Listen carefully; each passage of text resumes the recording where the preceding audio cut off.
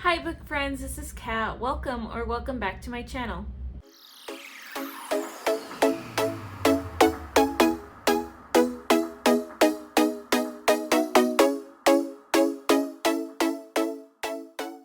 So I'm excited because as you see from the thumbnail, I have finally completed my board for the fall, but here it is. There's the glare, but here is the board and I'm super excited to get started to show this. This took a while to do and I had redone the layout so many times, but I figured this layout is going to be fun to try, and yeah, I'm just anxious to already play it. It's too early still. It's currently just the 16th of August, so a little too early to play it, but I'm excited. There is probably going to be a slight change in how I do punishments, and I'm not sure how that's going to look. There might be some slight changes here or there when my husband plays this board, just because a lot of the prompts are pretty specific and specific to me, and so I'll figure out where it is that that needs to kind of get tweaked. But anyway, I'm excited to show you this game, and so I'm going to turn you guys around and just kind of show you the board. Okay, so this is my fall board game. I'm really excited. I based this off of Monopoly. This board game has new prompts, and I tried not to do the same prompts I've had in my other previous games. You're going to see a lot of different prompts here, and my inspiration for each of these prompts is first largely based off of the fall season. So there's going to be some that deal with fall, but also school starts in the fall, and so I have some prompts here that are based off of like school. So I'm just going to go through this board, and I'll just try to do my best at explaining things. So let's start with go, and go is going to be a free pick, so I could just pick any book that I want. Then we have this green space, and I didn't do a certain pattern or anything. I started to, but I just tried to do what color looked good with what emblem I had on there. So anyway, the green one is going to be a book with the lowest number of ratings on my Goodreads. So I'll just go on Goodreads and sort it by lowest star rating, and then that's what I would pick. Then we have my challenge prompt, and my challenge prompt basically is based off of the characters you see here on the board.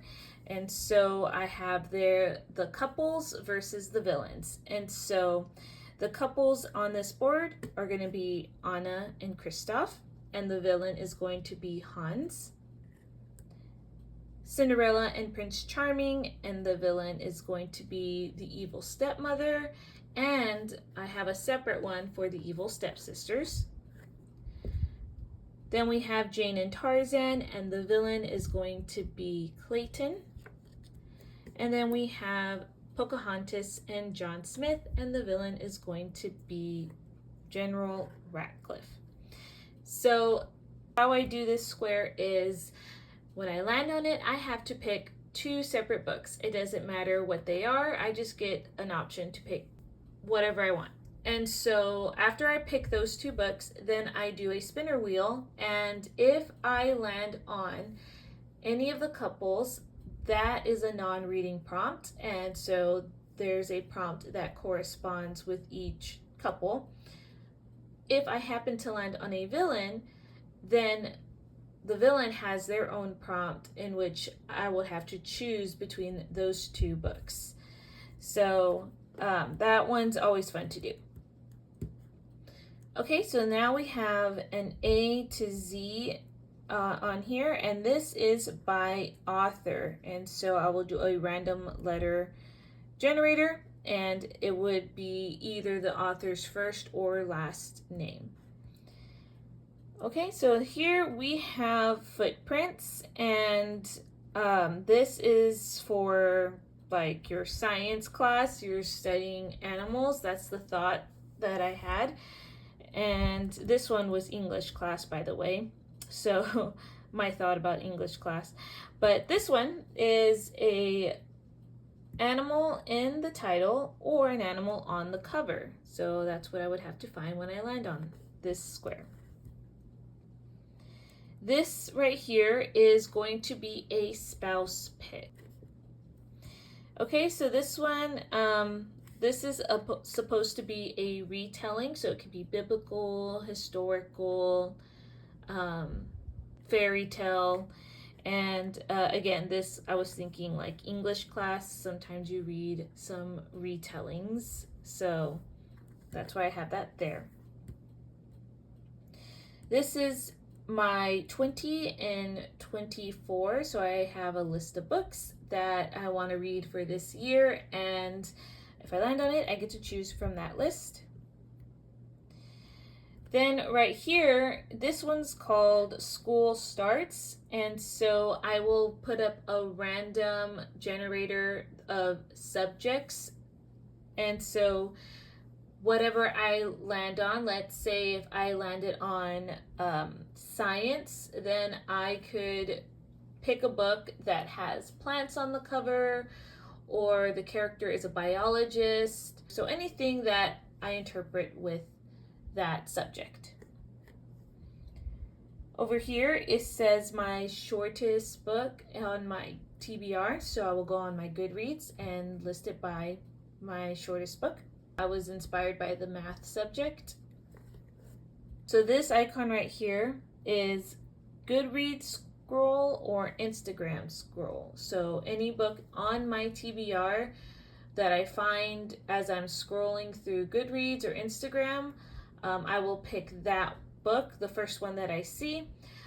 If this gets hard, then if I'm scrolling for a while, then I will probably open this up to, if I see someone reading from an author whose book I have on my Goodreads, but it may not be that specific book, I may pick up that book. So that one depends on how easy it is for me to find. Okay, so on this one, I have a stack of books, and so I thought, okay, English class, you will read a variety of genres. So this is going to be a random genre generator. Or in my case, I have little slips of paper that I'll pull out. In addition to the subjects in school, you have a library. So this says open for a library. So basically any library pick, and I might just use my library jar to pick out a book, or I might just go to the library and just pick up a book, but any book that I get from the library. This is a monthly calendar, sorry, and so this is going to be a random month generator. Here's a cake, and this cake signifies my birthday because my birthday is during the fall time, and so if I land on this, then I have to do a random year generator. Then we get to this heart, and it has a family here. So this one signifies a sibling pick. Okay, this one has a number sign, and I thought math class for this one. And so this one is just going to be a random number generator, and that's what I'm going to pick from my Goodreads. So I'll order my Goodreads in a list and just randomly select from there based off of the number that I get. Another challenge space. Then this one says fall words. So anything on the cover that deals with fall, let's say leaves or let's say pumpkins, if that's on the cover, that definitely counts. Or if the word itself is in the title, like haystack or pumpkin, then I would count that as well. Okay, in fall, we have Thanksgiving here in the United States, and so this rectangle is Thanksgiving. And this one is anything that I can think of that I'm grateful for. So one thing that I'm really grateful for is my husband. And so I would need to find something on the cover or in the title that deals with a husband. So it could be a book with that word, or it could be a couple on the cover that has both the husband and wife. So anything really, it's up to interpretation that I am thankful or grateful for. Okay, and then here we have is vote. And here in the United States, we do hold elections. And so in history class, you also learn about the election cycle and everything. So for here, I thought that I would put 2 books up, or however many books, I'm not sure how many, but I will put them up on either my Instagram or my YouTube channel and collectively have a poll, and you guys will get to pick the book. We have an O, and this is me thinking about math class, and so numbers, and I thought, okay, this would be odd number of pages. And so if I land there, just a book with odd number of pages. There's the 20 again. And then this is the opposite of shortest book. This is going to be my longest book on my Goodreads TBR. Over here, this is the opposite of the lowest rating of stars. So this is the highest rating of stars on my Goodreads TBR. Then we have this heart that says friends, and this is new, but this one is going to be a friend pick, and I will reach out to either a booktube friend or just any friend that's not a sibling or a family member. So yeah, this one I'm excited because I know that there are many recommendations going around booktube, so yeah, I will have fun with this prompt if I land on it. Okay, so this one, I know that the Z is backwards, and I just realized that. Oh well.